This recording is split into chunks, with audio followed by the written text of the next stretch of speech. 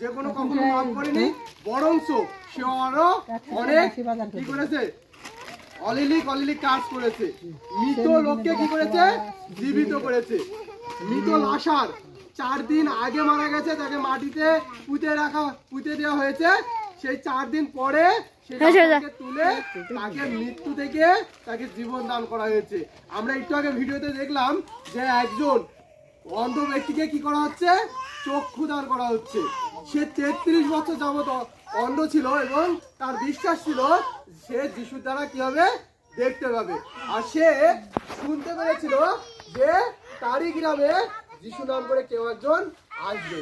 তখন তার পরিবার থেকে তাকে পথের ধারে বসায় রেখে গিয়েছিল এবং সে দেখতে পায় না, কিন্তু সে কি ভাই চোখে হয়তো বা দেখতে পায় না, কিন্তু সে কানে কি ভাই শুনতে পায়। আর সে যখন অনেক চিৎকার শুনতে পেল, আর তখনই সেও চিৎকার করতে শুরু করলো।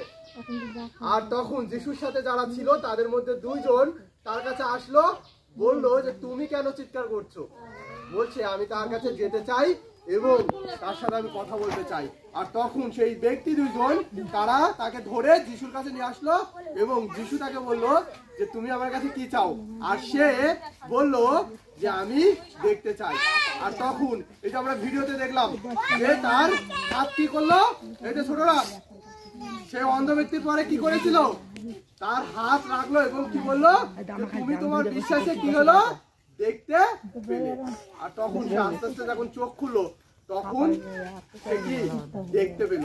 তার কি অনেক আনন্দ, যখন আমাদের কিছু একটা হারিয়ে যায় আর অনেক সময় পর আমরা যখন খুঁজে পাই তখন কেমন লাগে আমাদের।